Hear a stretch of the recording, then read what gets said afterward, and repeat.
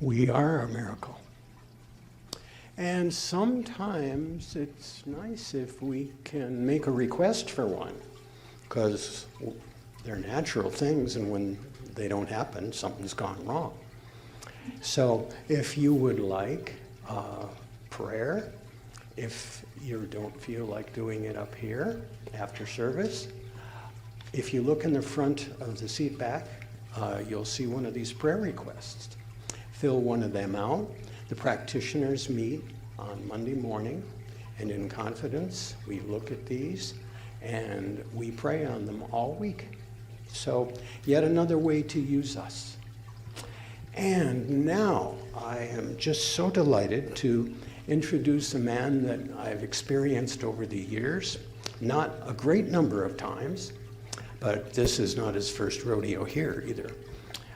When Dr. Bob Henderson was here, he was the senior minister over at Unity in Prescott. And our two congregations did things together.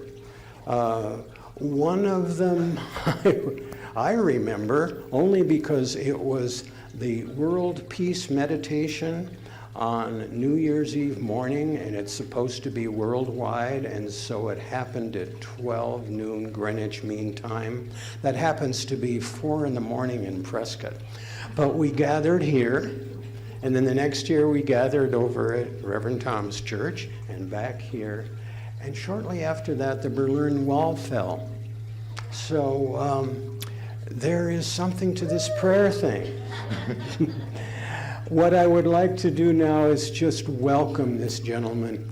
He is deeply, deeply steeped in this. Even though we are different organizations with a different organizational structure, clearly it's the same God.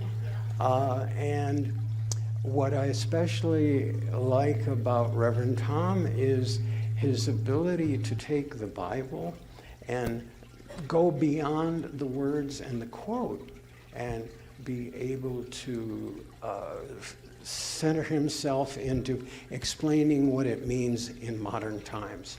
So will you join me in asking him to step up and allowing me to pass the microphone?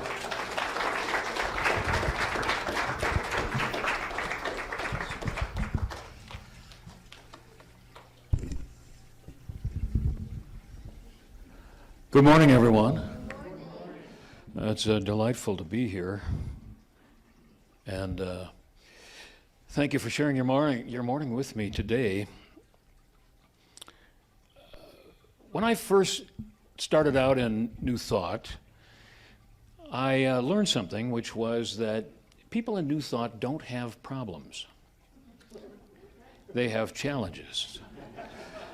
And I was a bit suspicious of this terminology. It seemed to me like it was an attempt to put a positive spin on the problem, which is not a bad thing after all. But as time went by, it became apparent to me that this concept of a challenge really has a deeper meaning to it, and there really is a difference between a problem and a challenge. As you may know, way back in the old days, if you approached a city, one that perhaps had a wall around it and a gate, when you came up to the gate, you were challenged. Who goes there would be the typical challenge, or maybe just who are you?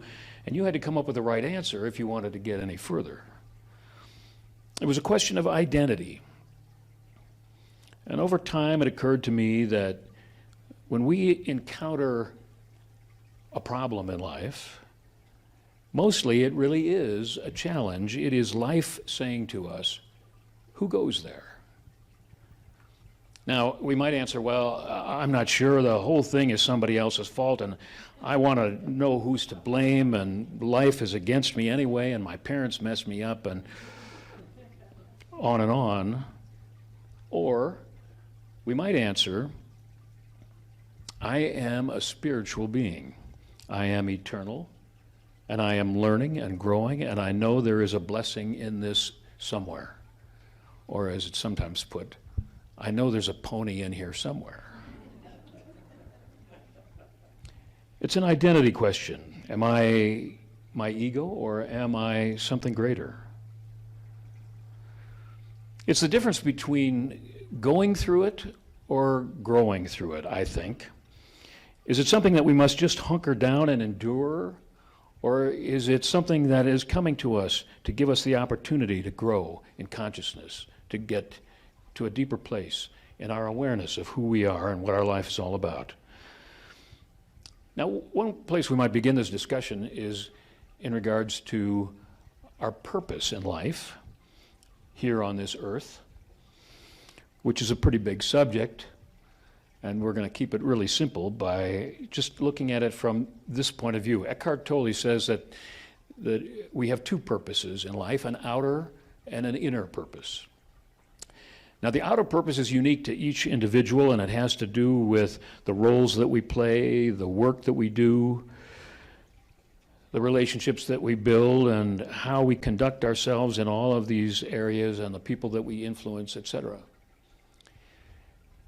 Our inner purpose, on the other hand, is the same for everybody, and that is to discover a deeper awareness of who we truly are, to realize more fully our true identity as a spiritual being. And it is not about how easy and comfortable our life is. It's not about how much power and stuff we have. And as I said, it's not about how easy and comfortable it is. And so when something shows up that isn't either easy or comfortable, it doesn't necessarily mean that we goofed up or that even that somebody else did. It can actually be seen as an opportunity to go deeper. I have an affirmation that I'm going to invite you to share with me, and it simply goes like this: I am a spiritual being. So I'm going to say, and what I'll do is, because this isn't the last time we're going to say this, together, I am a spiritual being. And so it is. Now, I do believe that we can minimize the hard and the uncomfortable and maximize the fun and abundant through the choices that we make. Life is for living, and living joyfully. But I think joyful living tends to arise from a deeper awareness of the truth, and let's face it, if it was all easy and comfortable, where would we likely end up? You've probably all heard the story of the man who was watching the baby bird trying to get its way out of its shell, and out of compassion, he breaks open the shell so that the bird can get out more easily. But the baby bird did not thrive and reach a strong adulthood because evidently there was something in that struggle that was essential to that bird's development. And unfortunately, it seems to me that the news is full of stories about the children of the rich and famous who made it too easy and too comfortable for those children, and though it was well-meaning, it had unfortunate results. In the Bible, there are a number of stories about people who went through slavery or jail on the road to realization. And when we look at the Bible stories as having a symbolic meaning for our inner life, then we're reminded that it is often a state of mind that is locking us up or holding us in chains. This morning we're going to talk about a couple of Bible stories. It's probably more Bible than you usually get on a Sunday morning. Might be a little much for some of you, but some of you may want to shout amen at some point, and feel free to do that if you choose to. But I do feel that these stories are pertinent, and they fit into my theme, so I'm going to share them with you. One of these is the story of Joseph, an Old Testament story. And it's an interesting story, and kind of a favorite of mine for a few reasons. Is it factual? Well, I seriously doubt that, but it doesn't have to be factual in order to be meaningful for us. Joseph was the youngest of 12. He was spoiled. His father loved him the best and made it clear that that was the case and gave him lots of gifts, including the coat of many colors that we've heard of.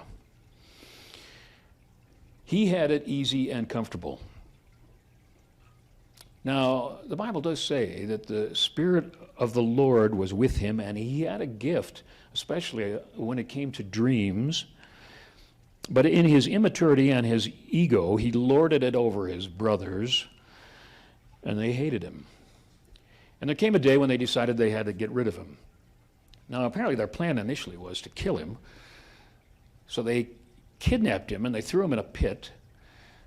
But then, through their conversation, apparently they decided that since he was their brother, they couldn't actually kill him. But what they did do was they sold him to a caravan that was passing by that was on its way to Egypt. They sold him into slavery.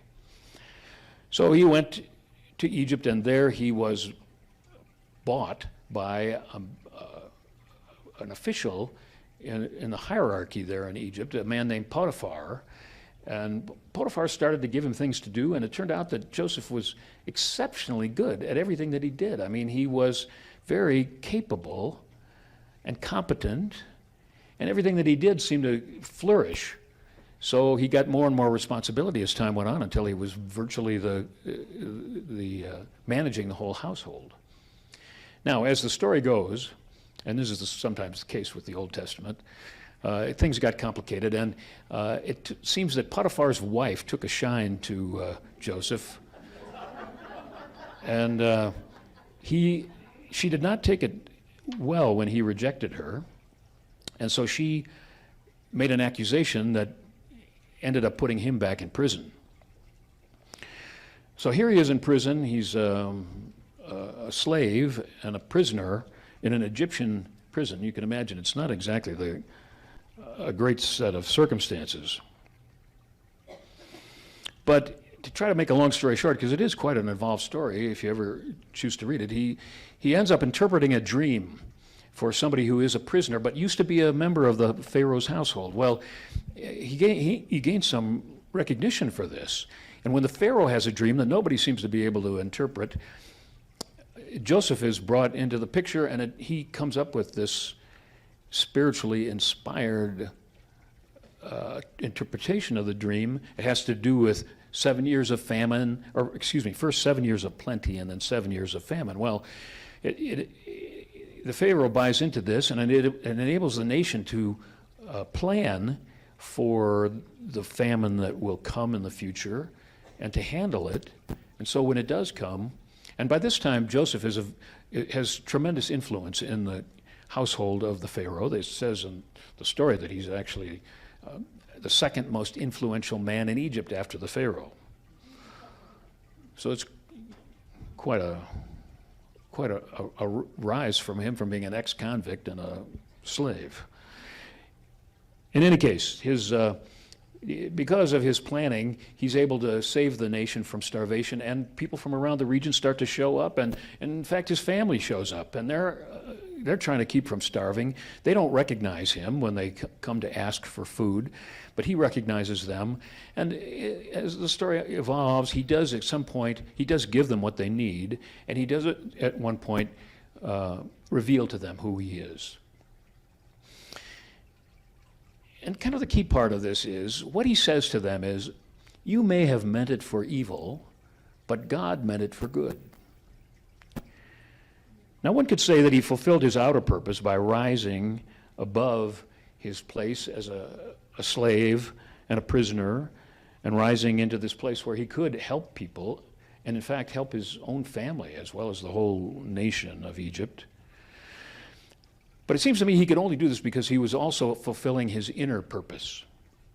And he progressed in his inner purpose by listening to Spirit and gaining a deeper awareness of who he was and his relationship with Spirit, one with Spirit.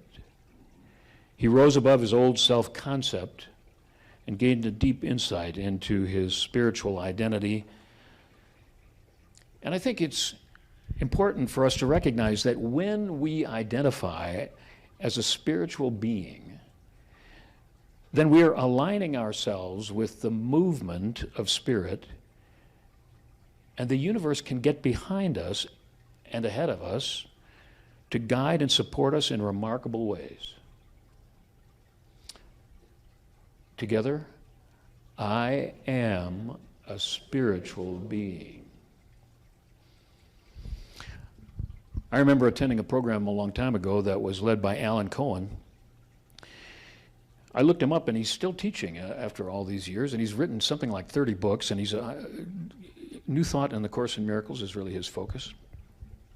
Anyway, at one point he made a statement that really stuck with me all these years, and it was this. Every problem that comes to us, no matter how scary it might look, comes bearing a gift behind its back. But we don't get the gift unless we ask for it. And if we don't ask, we just get the problem. Now, asking doesn't mean that the problem or the challenge will necessarily go away, but it does mean that we are looking beyond the appearance of a problem to the presence of Spirit, which is always there and makes all kinds of things possible. Well, there's a second interesting story, at least I think it is. This is in the New Testament. It's really from the 9th chapter of John.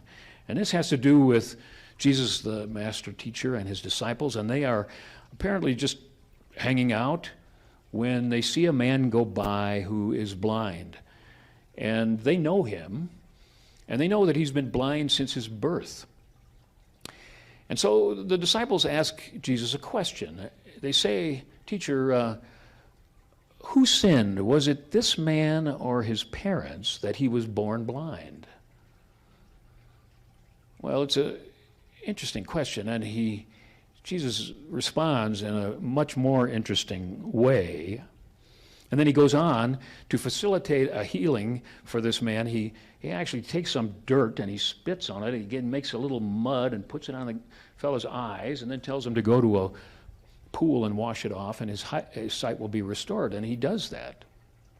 And this is another fairly involved story, because what ends up happening is that the Pharisees get wind of this, and they make a big deal about, well, was this actually a healing? Did it take place on the Sabbath? And they're trying to find fault with Jesus in the course of this. But one of the things that's interesting about this, let's start with the question. The disciples are caught up in a very human game of whose fault is it? Their question implies that the blind man had some form of existence before he was born in order to have sinned, in order to have caused this, which seems to me to carry some implication that they were thinking about reincarnation. But that's for another talk on another day. Well, Jesus isn't interested in the blame game. He's interested in the healing and the activity of Spirit, and this is true of the Christ Spirit that is within us all, or what a Hindu might call the Atman, or what I think a Buddhist might call the Buddha nature that is within us all. When we have a difficulty or a crisis shows up in our lives, we often react with the question of why. Why me? And there can be some benefits from answering this question, if indeed it can be answered, which often I think it just cannot. But there are much better questions to be asking. Who am I in the midst of this? How will Spirit show me the blessing in this? Together, I am a spiritual being. And so Jesus does facilitate the healing of this man. And here's what he says to the question. It was not that this man sinned or his parents, but that the works of God might be made manifest in him. Now, on one level, this story, this episode, seems to be about Jesus and how he's able to facilitate a healing. But I feel, well, there are probably many levels to this story. One of them, it seems to me, is the idea that this man, faced with this challenge, he is faced with this challenge so that it can be overcome. It doesn't really matter what caused it. It's here, and it can be overcome. The man demonstrated a powerful faith, and he has a remarkable dispute, as I mentioned, with the Pharisees following this. And he seems unintimidated, completely unintimidated by the Pharisees. And he has clearly, from my perspective, grown through this whole experience. I don't know about you, but some of the most impressive people I have known are people who faced daunting challenges in this life. And rather than being defeated by those challenges or shrinking from life, they went deeper and built a spiritual foundation for their lives. They answered the challenge with the answer that enabled them to go forward. And one who comes to mind for me is a man, some of you actually may have known him. He was a man who broke his neck in a construction accident at the age of 20. He was essentially paralyzed from the neck down. He had a high school education. He had been recently married, but his wife left him rather quickly. But he went on to spend 50 years in a motorized wheelchair. He got his PhD. He became a professor and a counselor and helped and inspired many people. And he became an accomplished painter on top of it. He found something within himself that enabled him to go forward. And I suspect that it was necessary for him to answer the challenge maybe every day. And in a way, his life became the answer to the challenge. Who are you? So let's take a look at some steps for dealing with problems. Number one, we get to decide whether it's a problem or a challenge. So, number one, let's decide. It's up to us. Now, the word problem has its origin in the Greek, meaning something thrown forward. Something thrown forward. And Webster, if you look this up in the dictionary, the first definition for problem is a mathematical thing, but the second definition is an intricate, unsettled question, a source of perplexity, vexation, or distress. So, if we decide that it's a problem, are we throwing forward in our path a source of vexation and distress? And on the other hand, if we see it as a challenge, then isn't it life asking us, who are you? What are you? Together, I am a spiritual being. Well, number two, let's consider the energy of the situation. There's a good book that some of you might have read by Wayne Dyer entitled, There's a Spiritual Solution to Every Problem. And the premise of this book, as I see it, and as it was apparently stated by Albert Einstein at some point, is that no problem is solved at the level of thinking that created it. So I think we can think of this from a vibrational perspective. We are, after all, energy beings, and our thoughts and feelings generate a certain vibration. And the problem that shows up, let's say it's here at this level of vibration, and we can approach it from the same level, or maybe even go lower in our vibration in order to approach it, or we can raise our vibration and see it from a higher and different perspective. And it looks quite different down there than it does up here. So number three, how do we raise our vibration? Well, I would suggest we can pray about it, we can meditate, we can treat it. Eric Butterworth had a real gift when it came to a phrase, turning a phrase, and he said two things that I think are that fit here. The first is that it is not ours to set it right, but to see it rightly. And this means to me that before we start doing something, we want to see it in the light of truth to the best, to the best of our ability. And the second thing that he said was that prayer can be thought of as the contemplation of the facts from the highest point of view. And Emmett Fox addressed it in his own way with what he called the golden key, which is simply, don't think about the problem, think about God. Think about all the ways and forms that Spirit has shown up in your life and in the world, as the beauty in nature, as the wonder of the cosmos, as the miracle of a newborn, as the gift of love, and on, if we're willing to focus in that direction. Together, I am a spiritual being. Number 4, if you don't want the problem, choose what you do want. Before my retirement,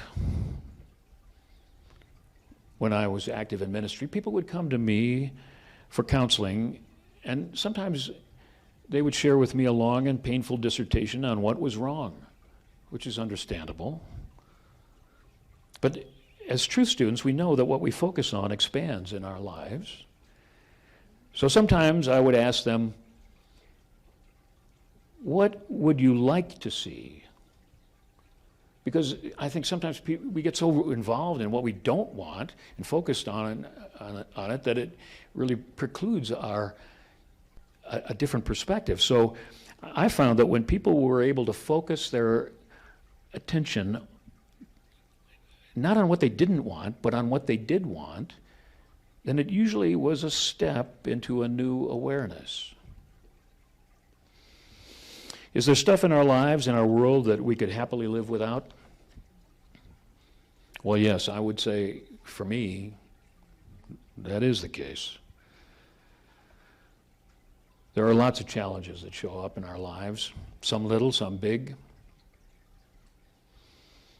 Ralph Waldo Emerson once said, "This time, like all times, is a very good one if we but know what to do with it."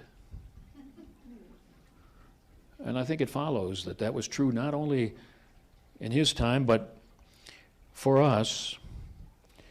This time in our lives is a very good time if we but know what to do with it. What do we do with it? Well, are we willing to challenge ourselves to react from the highest truth within us? Respond, I should say, from the highest truth within us? Are we willing to declare together, I am a spiritual being? I invite you to join with me as we take this into prayer for a moment.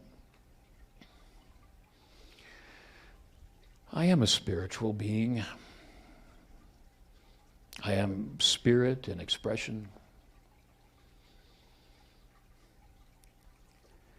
I'm not my stuff. I'm not my body. I have stuff and I have a body, but I am spirit.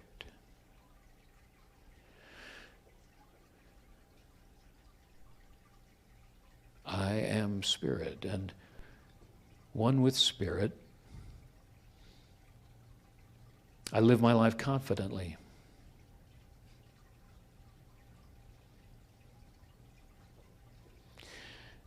And I know that the power of the universe is supporting me, guiding me. There is nothing to fear.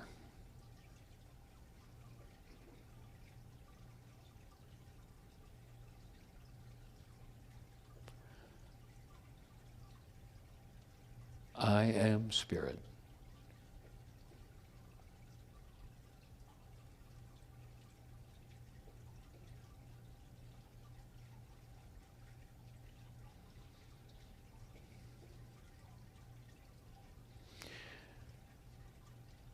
And established in that awareness, I say, thank you, God.